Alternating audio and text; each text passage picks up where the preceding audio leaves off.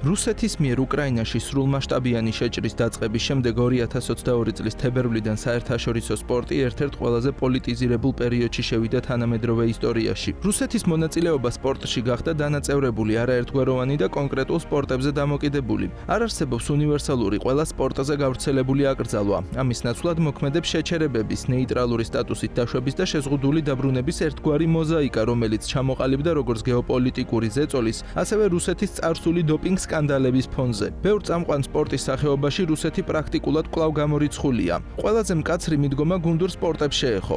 ფეხბურთში რუსეთის ეროვნული ნაკრებები და კლუბები FIFA-სა და UEFA-ს მიერ სრულად არიან დაბლოკილი საერთაშორისო ტურნირებიდან. ეს ნიშნავს მსოფლიოს ჩემპიონატებს, ევროპის ჩემპიონატებს, ჩემპიონთა ლიგას, ევროპა ლიგას და ოფიციალურ საკვალიფიკაციო მატჩებს. ანალოგიური გადაწყვეტილება მიიღო კალათბურთის საერთაშორისო ფედერაციამ, რომელმაც რუსული გუნდები და ოფიციალური პირები ყველა შეჯიბრებიდან ჩამოაშორა. ყინულის ჰოკეი, რომელიც რუსეთის ერთ-ერთი ყველაზე ძლიერი სპორტია, საერთაშორისო შეჯიბრებები ასევე დახურულია. IIHF-ი აგრძელებს რუსეთის ნაკრებების დისკვალიფიკაციას მსოფლიოს ჩემპიონატებსა და სხვა მთავარ ტურნირებზე. აკრძალვები შენარჩუნებულია ასევე ფრენბურთში, რაგბსა და ხელბურთში, რაც ძირითადად უკავშირდება უსაფრთხოების საკითხებს, სხვა ფედერაციების პოლიტიკურ ზეწოლას და გუნდების დაბრუნების შემთხვევაში ბოიკოტის რისკს. ოლიმპიური სპორტები უფრო რთულ სურათს გვთავაზობს. საერთაშორისო ოლიმპიურმა კომიტეტმა თავიდან აიცილა სრული აკრძალვა და რეკომენდაცია გასცა, რომ რუს და ბელარუს სპორტსმენებს მონაწილეობა მხოლოდ ნეიტრალური სტატუსით მიეღოთ, მკაცრი პირობების დაცვით. ამის შედეგად ზოგ სპორტში რუსები სრულად გამოირიცხნენ, ხოლო სხვებში შეზღუდულად დაუშვეს. ამასთან ისეთი სპორტსმენები, რომლებიც კრემლთან და რუსულ ხელისუფლებასთან არიან კავშირში, ნეიტრალური სტატუსითაც არ დაიშვებიან ღონისძიებაზე.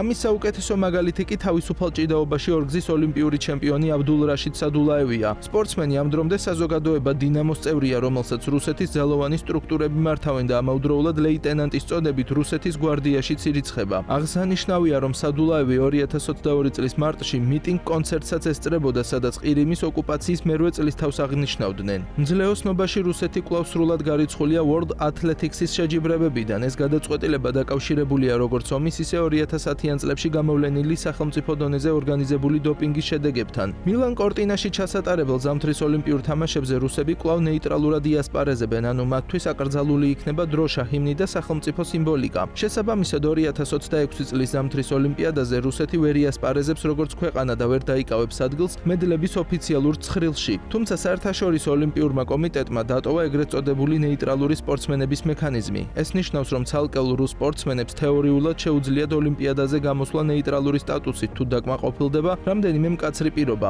ისევე როგორც ზაფხულის ოლიმპიურ თამაშებზე ზამთრის ღონისძიებაზე სპორტსმენმა არ უნდა დაუჭიროს საჯაროდ მხარი უკრაინაში ომს, არ უნდა ჰქონდეს კავშირი რუსეთის სამხედრო ან უსაფრთხოების სტრუქტურებთან და უნდა აკმაყოფილებდეს ყველა ანტიდოპინგურ მოთხოვნას. პრაქტიკაში კი ზამთრის ოლიმპიურ სპორტებში სიტუაცია ბევრად უფრო მკაცრია. ისეთ ფედერაციებში, როგორებიცაა ბიატლონი, სათხილამურო დისციპლინები, სკელეტონი, ლუჟი, კერლინგი და ფიგურული ციგურაობის ნაწილი, რუსი სპორტსმენები საერთოდ არ არიან დაშვებული საერთაშორისო ტურნირებზე, რაც ნიშნავს, რომ ისინი ვერ გაივლიან საკვალიფიკაციო ეტაპებს 2026 წლის ოლიმპიადისთვის. ფაქტობრივად ამ სპორტებში რუსეთის წარმომადგენლობა თითქმის ნულის ტოლია. პარალიმპიურ სპორტში სიტუაცია კიდევ უფრო მკაცრია. რიგმა ფედერაციებმა ნეიტრალური სტატუსის მექანიზმიც კი არ დაუშვეს, რის გამოც რუსი პარასპორტსმენები ფაქტობრივად მთლიანად გამორიცხულები არიან. ამასთან ერთად რუსებისთვის რამდენიმე ინდივიდუალურ სპორტში დაბრუნების შესაძლებლობა გაიხსნა. ჩოგბურთში რუს სპორტსმენებს ATP-სა და WTA-ის ტურნირებზე, ასევე დიდი სლემის შეჯიბრებებზე ნეიტრალური სტატუსით ასპარეზობის უფლება აქვთ ეროვნული დროშისა და ჰიმნის გარეშე. სწორედ ამიტომ რუსთან ერთად ბელარუსი ჩოგბურთელებიც კვლავ აქტიურად ჩანან საერთაშორისო არენაზე.